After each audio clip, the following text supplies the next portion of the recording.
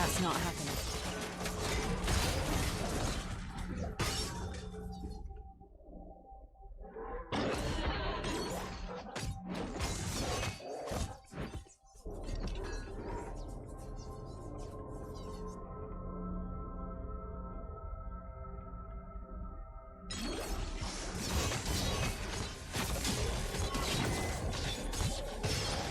You'll need more than that to take me down.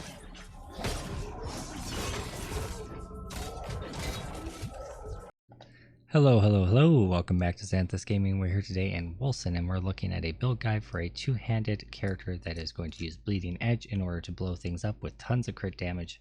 We're going to use Tracker's Reach to get into the middle of them. It'll pull us into them, and then once we're in the middle of them, we jump up and down, and we pull them inwards, and then we just kill them with this. It'll follow us around as well.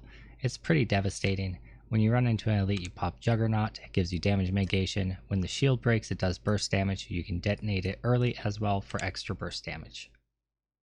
Alrighty, let's have a look at some of the key passives that we'll be taking through the skill tree. We'll be grabbing Soldier with Wildcard and Assassin with Merciless Assault early on to get extra crit chance and extra crit damage scaling. And then after that, we want Beeline down to Child of Fury. We'll show that on the tree in a moment. And that's going to switch around your Rage and your Willpower meters so that Rage is the default instead of Willpower. Absolutely essential. And then Child of Fury, Furious Appetite, sorry. And then Child of Fury, Frenzied Blows will cause our axe that we cast to do double damage whenever we have high rage, and we're going to be working really hard to try to keep rage up whenever possible. We can use our Sovereign Shout also as like a mini rage potion. When we start losing rage, we just pop that. We just pop that and it just scoots it right back up. All right. For after we get those abilities, then we want to go into the Warmonger tree, which is on the other side, and we want to grab Feast for Crows for some life leech. Manslaughter is going to give us extra damage for our rage that we're trying to keep stacked up. Unbridled Rage is going to give us more rage when we get hit, and Appetite for Bloodshed gives us rage on each kill. Great.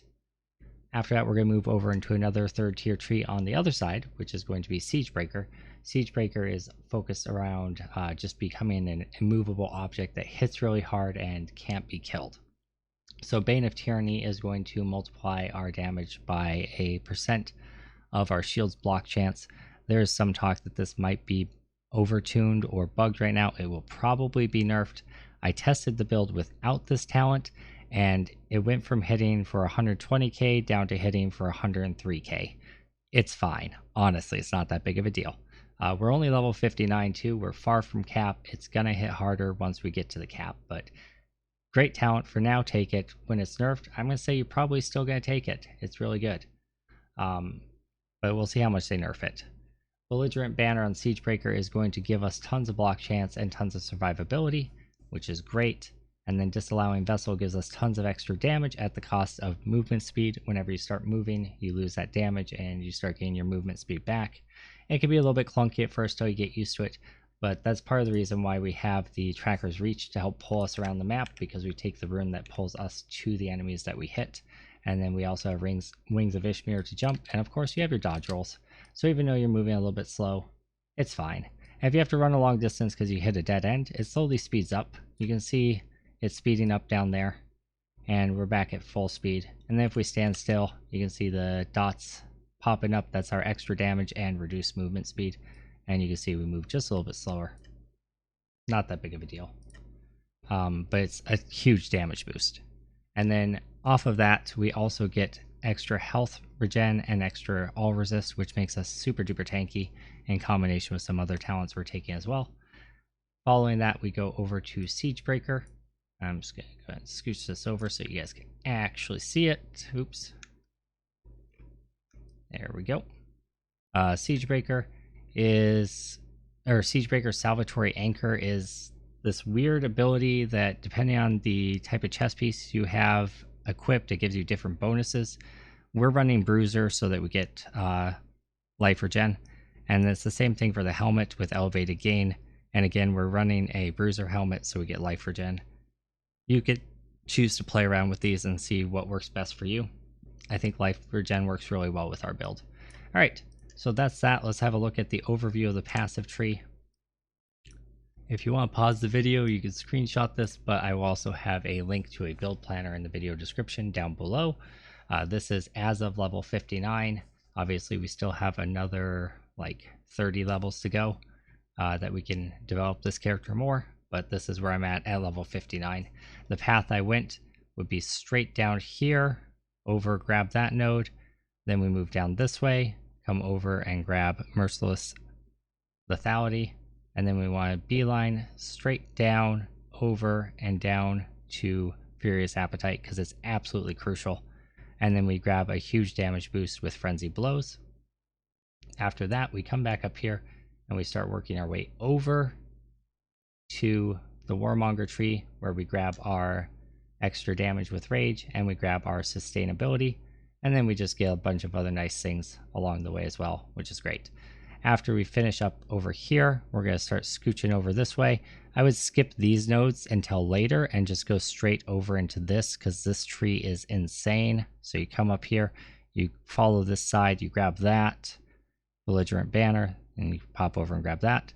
And then you beeline up to Disallowing Vessel because that's your huge damage boost. Get that. Boom. And then you go over to this.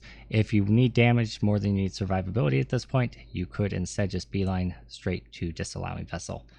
Your mileage may vary, whatever you're needing based on your gear level at that particular time in your game. So you guys decide what you need. All right, so that's kind of how I built this out. And then of course we have some just toughness type things and some movement speed, some crit hit damage scaling over here. Not quite sure where we're going next. Thinking about trying out Fluorine Flames, maybe. Not sure about that. Also think about moving into Arms Master because there's a lot of just random weapon damage scaling, and I think that'll work really well with this build too. So those are the two things I'm thinking about doing next. Haven't decided yet. Let's have a quick look at the runes. So on Juggernaut, these are our runes. Extra Rage when taking damage, inflicting damage back, kind of a reflect type thing, increased damage absorption, reduce damage from projectiles, reduce cooldown, reduce rage cost, and increase shield absorption. On our jump, we have increased flight speed, increased rage generation. We grant a buff for every enemy we land on, and then we also just get a buff when we land. Both of these scale your damage quite a bit. And then Twisting Harbinger gives us the ability to pull enemies in when we land, which is fantastic. And then just a little bit of extra damage with Heavy Impalement. Moving on to Sovereign Shout. We're grabbing buffs to resistances. We're grabbing buffs to our block chance.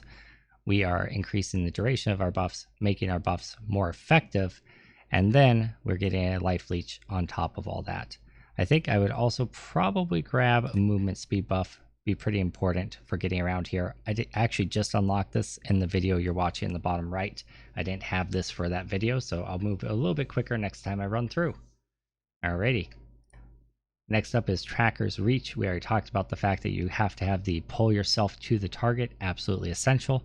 Other than that, I just went for range and cooldown wherever I could. I believe we have like 2 cooldowns, 2 ranges, 3 cooldowns, 4 cooldowns it looks like, and a range. So cooldown being the most important thing because you want just off cooldown as much as possible. On to Bleeding Edge. We are grabbing increased damage with Bladed Meteorite. Upright Fury gives us reduced rage cost.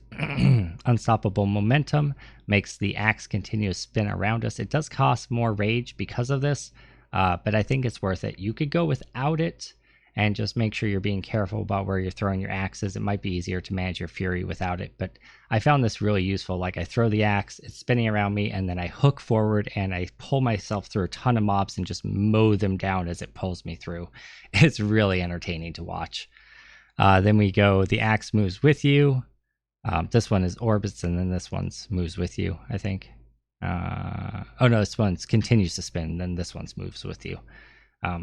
It's really good. It's really good. You should probably take both of these. And then critical damage, beautiful. And that's pretty much the build. As far as gear and what to look for, what I primarily looked for was I was looking for plus damage on anything I could get it. So 16% plus damage. I was looking for that wherever I could. And then I was looking for bruiser or heavy items In the helm and the chest in particular, I was looking for bruiser so we could get that life regen off of that node. Otherwise, I was trying to look for heavy items to get as much all resist as I could. And again, just looking for that +% damage on everything I can find. Also looking for crit chance, ferocity, resource cost reduction, things like that. But the biggest thing I was looking for was % damage to just scale that damage as high as possible. For support gems, I'm doing reduce rage transfer time so that when we spend the rage, we can shout and get it back pretty much instantly. You don't have to wait for it to slowly regenerate. I think that's pretty important. So you'll need support gems for those. Let's go over here and just have a look real quick at which one that is for you guys. It is a amethyst in a support 3 socket. You can of course go in here and you can re-roll your sockets if you need to until you get the type of socket you need. It does cost a little bit of gold, but well worth it. So that's the support sockets I was going for. And then I went for just increased physical damage and crit hit damage in my weapon. And for my resistances, I went with all resist where possible. I need to get another Alexandrite. I'll replace the emerald with an Alexandrite and just get more all resist. So just trying to be as beefy as possible. Block chance is good too. Just block, all resist, those kind of things are what you're looking for. On your shield, you're looking for a shield with really high block chance. And then again, just looking for plus damage. All right, so hopefully that helps you guys out. I'm going to go ahead and end this out. It's been about 10 minutes. The clear is about 6 minutes, so I think it's played through once already. But I'm going to go ahead and end it out by opening it back up in full screen with the audio so you guys can kind of watch some gameplay. That's all that's going to be left, so if you don't want to see that, you can feel free to click out now. Either way, I'm going to remind you to like, favorite, share, subscribe, comment down below, all that good stuff. And thank you guys so much for being here today. I hope this has helped you. I hope you enjoyed it, and enjoy the clear that you're about to watch.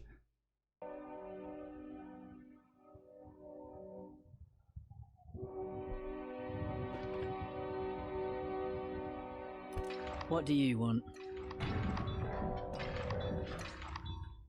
Back to work.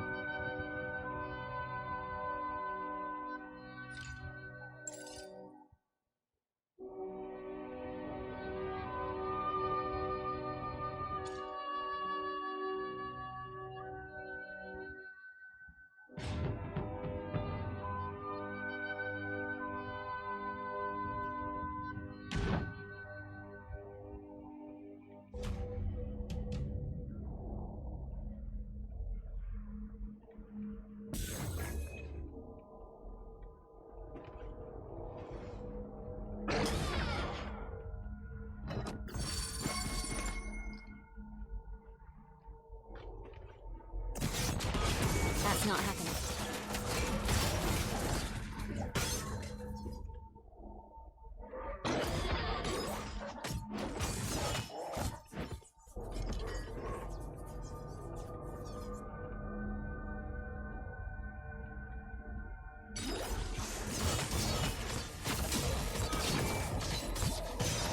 You'll need more than that to take me down.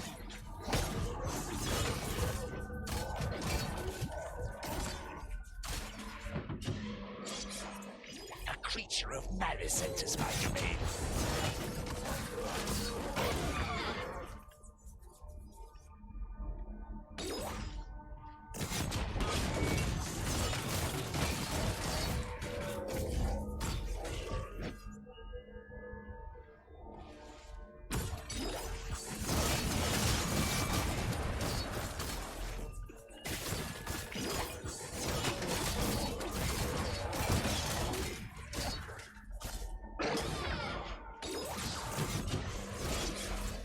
Another stain on creation to be cleansed.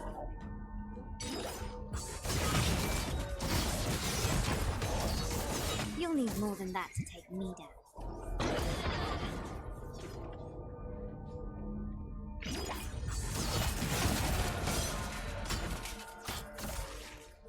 Another misstep. Your folly will be your demise.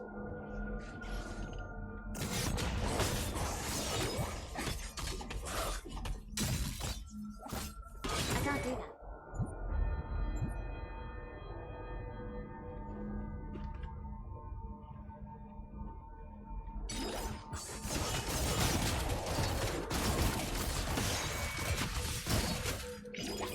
That's not happening.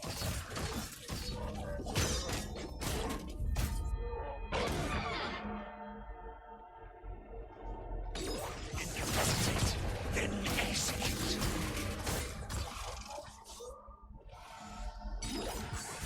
I can't do that.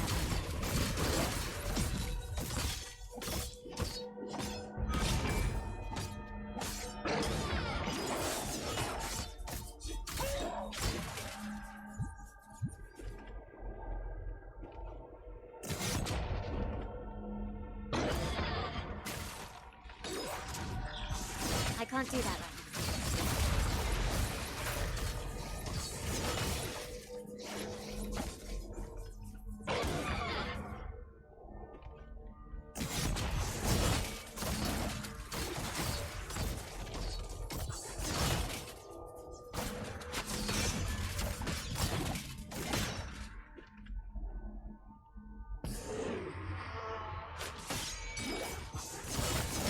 Not right now. So many points of vulnerability. Which one to choose?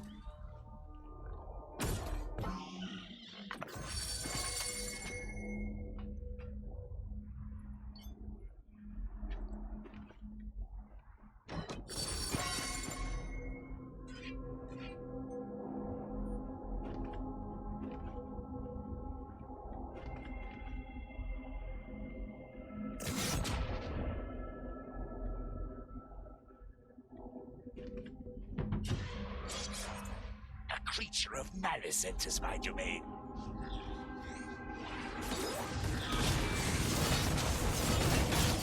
Victory. On to the next one.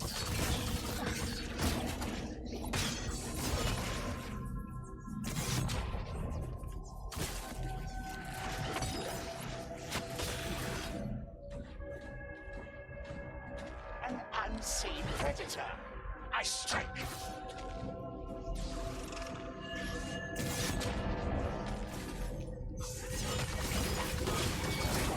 Not right now.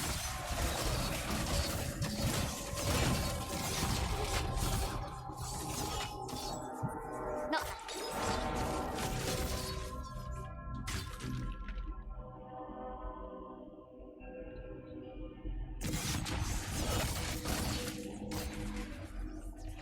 I mean, Such feeble quarry. A waste of my time.